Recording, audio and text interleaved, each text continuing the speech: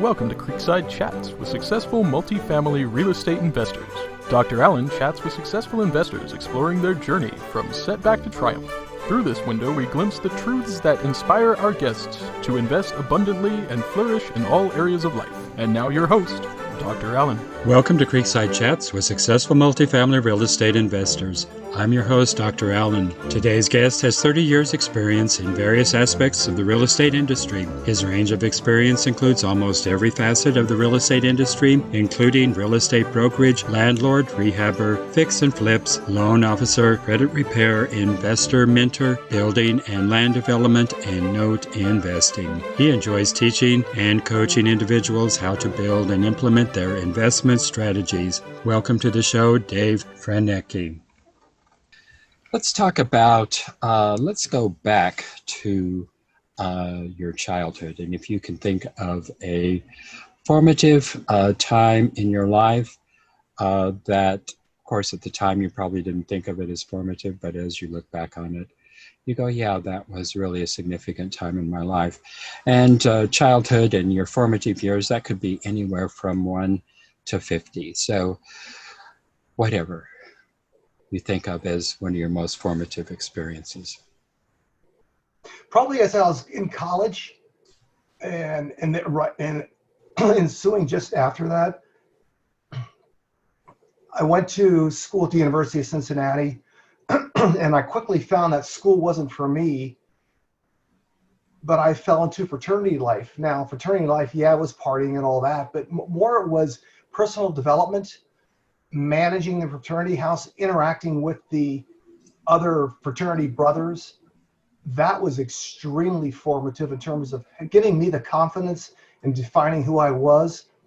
Along the way, I was working with my dad in his landscaping business, and he basically said, just go out and do it and get it done. So he created that autonomy, that entrepreneurship, just go figure it out type scenario. And then after that, it evolved into actually managing that business. So I've always been independent and entrepreneurial, and one that wanted to do my own thing and not be one to be boxed into somebody else's belief system or how they did things. And just more, I guess, independent would be the best way of describing it, Alan. That was really formative in terms of who I am today. I think a lot of students find that student life experience is actually more educational and beneficial than the classroom experience, although my faculty colleagues don't want to hear that. But I was a student affairs professional, so I always like to kind of rub that in their face anyway. So, and it certainly was that for me when I was in college. It was the student life experience that was most beneficial for me. I guess that's why I became a student affairs professional myself.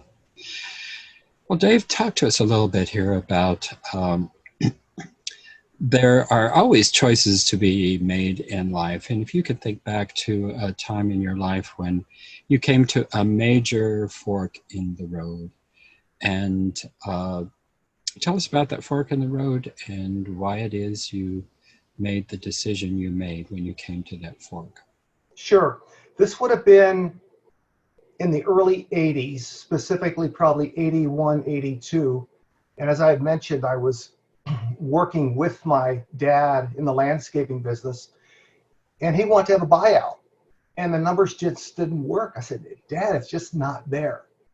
So my wife at the time, my daughter was, I think, 1 or 2. This was in Cincinnati. I just said, I'm done. I can't do it. So my wife, had this dream of moving to Portland, Maine. I says, fine, let's go do it. I jumped into real estate full time there.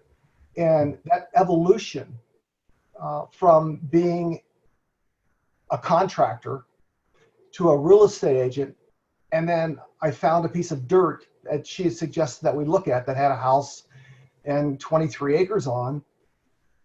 I developed that along with being a broker. That just boomeranged my life and really took it from where it was in Cincinnati, moving to Portland, Maine, getting my own autonomy, and just everything I had to do, I had to pull from within to make it happen. And it wasn't easy at all, but the success out of that was just awesome. Again, in terms of building, life is a series of building of experiences, and bad or good. But from that, I developed even further self-confidence and saying, I can do this, whatever I want to do, because I didn't know anything about land development, much less putting up houses, putting in streets, sewers, septic, or water, whatever. It wasn't there. And just getting out of my shell, knocking on doors as an agent, making the cold calls, that again just encapsulated and brought everything forward to who I am today. Well, that had to be a tough decision to make. I mean, you had the security of the business, you had the security of a fairly stable income coming in, and then all of a sudden you just said, I've had enough here, I'm getting out of here. Where did you find the courage and really the inspiration to say, I'm going to make a clean break here and start all over? It wasn't I don't know if I'd call it courage. It was just the function of there's a dead end. I can't do this. And I was looking for a different atmosphere, a different environment. Cincinnati was a rust belt at that time. I didn't see any future there. So it really wasn't that difficult when I came to terms with, hey, this is it. I'm done. I just got to start anew. It was really simple. And then getting up to Maine, it was, wow, people are supposed to vacation here, not work. So it was like a cleansing. But so I don't know if I'd call it courage. It's just like, nope, just utter frustration, just like other people today. They're frustrated with things and say, screw this, I'm out of here. I'm going to do it my way. I'm not going to just do it because we're told to do it that way. I think it's a very, very common scenario in people's lives, and I'm sure you found that too, Alan, in your lifetime. Well, it sounds to me, I mean, so you left Cincinnati and moved to Portland, Maine. Did you have any clue before getting to Portland that real estate was the direction you were going to go? Or yeah, definitely. No, I had owned some rental properties in Cincinnati, did some rehab there and that type of thing. Going to Portland, I knew I was going to be an agent first and just go down that trail, if you will. And then finding the dirt, the house was secondary. And then I thought, I like this. This is even better than brokerage. And that really became my passion. I did multiple roads on that. Yeah. Okay. Well, interesting how that all came together there. And of course, you make it sound like it was also easy. But No. So tell us about. It's good to talk about our successes, and everybody likes to talk about those. But every successful person has had to deal with disappointment and setbacks, and I'm sure in that whole process that you just said, "Oh, it was no problem. We just went up there and did this thing." I'm sure there were many frustrations, many setbacks, many disappointments in that route. So tell us about some of those hurdles that you had to. Okay, that's very straightforward. Again, at that time frame, after that, let's call it that run of the late 80s, we came across a tough time in the country called the Resolution Trust Days. And the savings and loans had failed. Real estate went down, all the way down. There was no real internet at that time. You didn't know where you were going to go. So everything just stopped. Mm-hmm. And with that, income stops. When income stops, it brings up situations in a marriage, which shouldn't have been there, brought those to the surface. So eventually that marriage, my daughter and her mother moved to Phoenix. And then I stayed in Maine for several years, and I was a red-eye dad, doing other things outside of real estate. And then finally I just said, what am I doing here? So that was again very pivotal. I moved from Portland, Maine to Phoenix. And now I've been here for 23 years, and it's been wonderful. But then again, cycles. Everybody's living in these cycles. We're in one right now with this black swan event of COVID, or you pick the poison, it is what it is. Same thing in 2008, cycles stopped, and I literally lost everything. And I was building and developing before then, again, following my passion. But again, everything is meant for a reason. You make your contacts, you build your network always comes through. So there was a gentleman in Albuquerque, Jesus Esparza, and I was flipping houses in Albuquerque with him. And I was I was the builder developer making quote unquote all the big money, and he was an REO guy, meaning selling bank owned properties. Everything stopped. Had to have a humble pie. Jesus, tell me about this REO stuff, this REO business.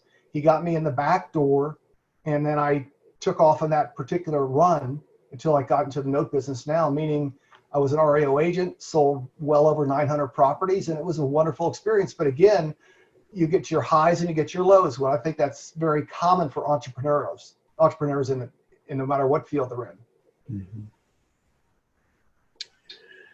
Well, you've been through several different cycles, and it seems like at each cycle, rather than trying to, I don't know, say beat a dead horse, you changed horses and have found a different road, a different avenue. Tell us about how you managed to do that. Part of it, Alan, is just desperation. You're looking around, in 2007, it's like I went 11 months with no income. It's like, that gets pretty scary. The REO, like I said, I had that prior contact. So where I am now, so that cycle, ran that through. As the REO was ending, which was in 13, 14, went to a meetup at ASREA, the local REIA here in Phoenix. And a gentleman spoke about getting into the note business. I thought that's no different than doing bank-owned property, except I'm going to be the asset manager. So that was an easy transition. I could take everything, all my past experiences, put them into the paper side of the business, and that's where I am right now. So it's really a matter of just having your eyes open. You're looking, you're beating your head against the wall. What do I do? What do I do? But if you keep looking, it will always, something will pop up. It'll feel comfortable. It'll feel right. It's no different than if you're making a lot of calls. Every time you get a no, you think, yes, I'm closer to a yes.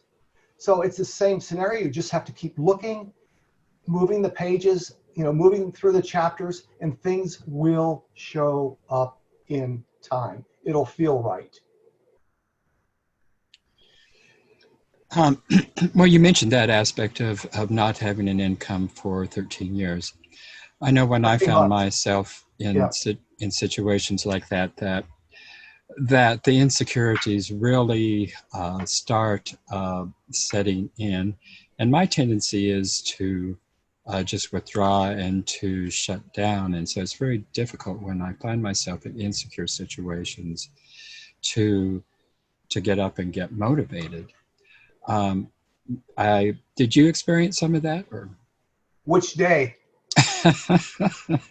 The answer is yes. Yes. And yes, you do have this, you play these mental games. Yeah. And then finally you just have to kick yourself in the butt and say, come on, dude, get up. And what I've found, Alan, is my worst enemy looks at me every morning in the mirror. Isn't that the truth? Yeah.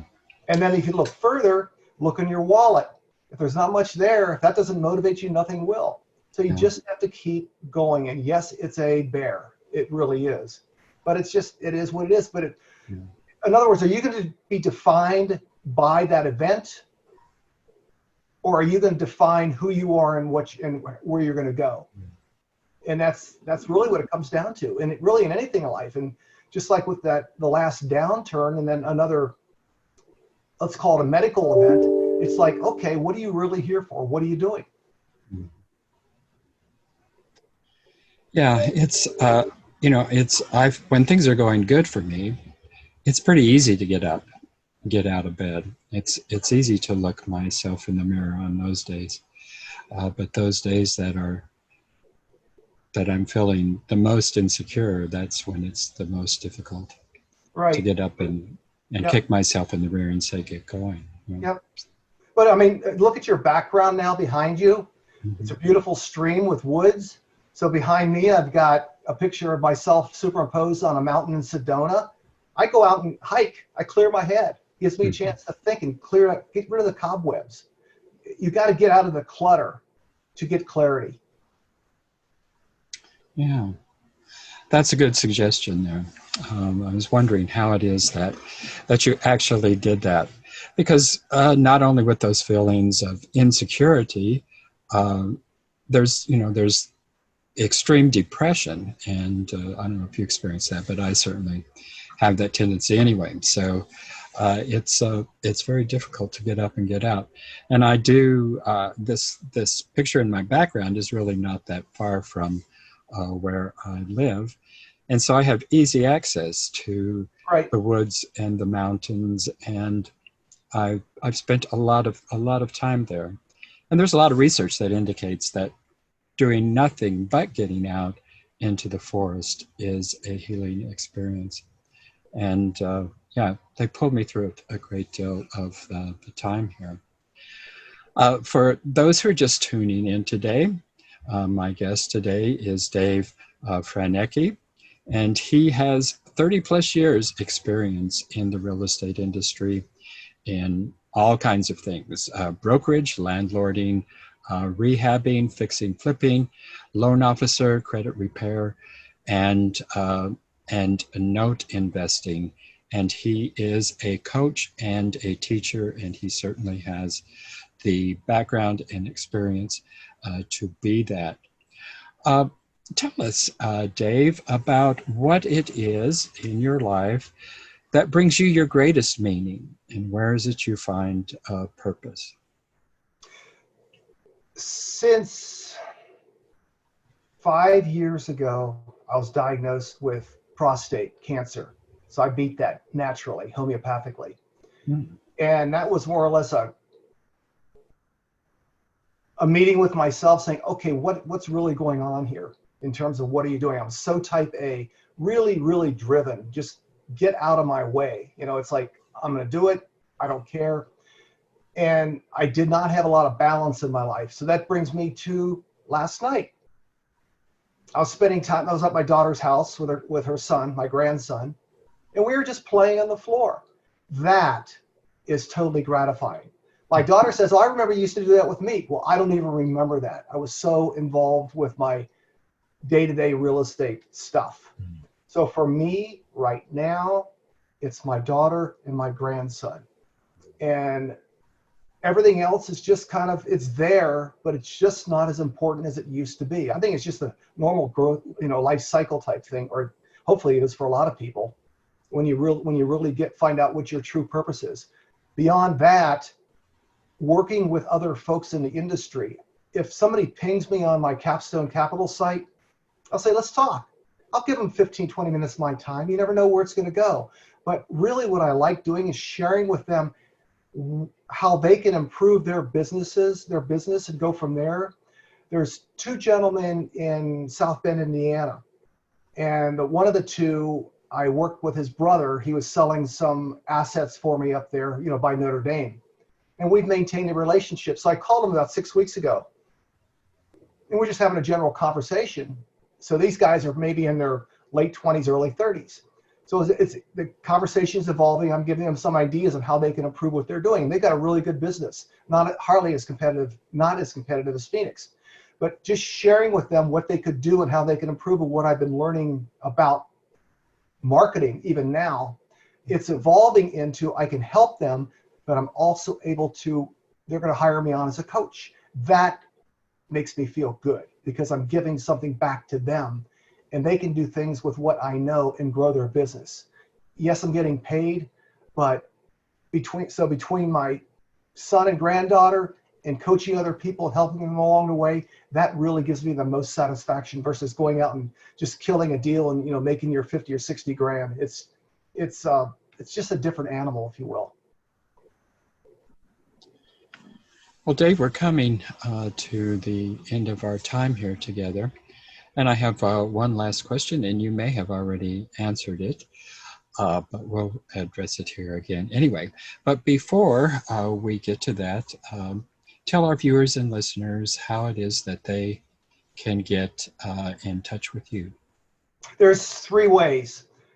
First, you can go right to my website, Capstone Capital USA, and just ping me there.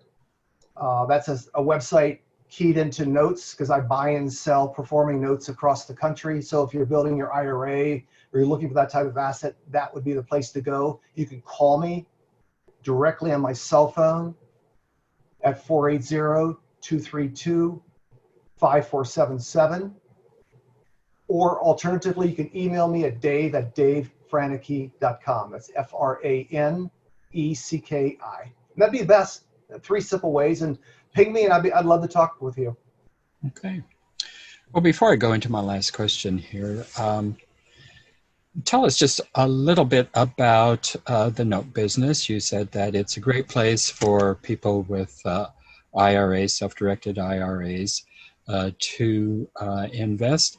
Tell us why that could be a preferred investment vehicle as opposed to actually investing directly into real estate. Great question. What I found is that people are looking for yield and they're looking for return on investment. They prefer not to have the headaches of the toilets, tenants, and trash and termites and that type of thing, whether it be single family or multi. So with the notes, you are the lien lord. You get paid no matter what. And more specifically, if you buy your note right, you've got a lot of equity behind you. So if in fact that payer, the borrower, goes under, you've still got your underlying asset. So therefore, it's a great play for your IRA. You're looking for returns of 8, 9, 10%. That's what it is. It's all passive, and to quote the term, mailbox money. It's a great play for anybody, even as a business, just for flipping or just for IRA. But I'm referring more to the IRA side of it, the passive side, the passive investment side. So do you facilitate note purchasing and buying for others, or is this primarily what you're doing for yourself? I do it both. I keep some and I sell some. I have a meetup, Note Investors Forum, and the whole purpose of that is to educate people on notes so they can build their note portfolio. And beyond that, if they choose to partner with me in buying notes as a team, we work it that way also. Very good. Well, my last question that I ask all my guests is, when you come to the end of this life's journey, and you've had a brush with death already, so you probably already know the answer to this question, but when you come to the end of this life's journey, how do you want your epitaph to read? He did what he said he was going to do. He helped a lot of people. And he in his own way, he contributed to society. Well, very good. Well, Dave, it has been an enjoyable conversation. I'm glad that I've had the opportunity to get to know you a little bit better. And I hope we can continue our conversations in the future here. Good deal. So thank you, Dave, for being on the show. Thank you, Alan. Have a good day. Thank you for tuning in to Creekside Chats with successful multifamily real estate investors, brought to you by Steed Talker Capital. Steed Talker Capital works with both new and established investors nationwide, creating opportunities to flourish in all areas of life. As part of our efforts to make the world a better place, Steed Talker Capital contributes to activities and organizations committed to better understand the equine. These endeavors attempt to enhance the human treatment of horses worldwide. Steed Talker Capital, working for a world where all creatures great and small flourish abundantly. For resources to enhance your well-being through multifamily real estate investment, connect with us online at capital.steedtalker.com.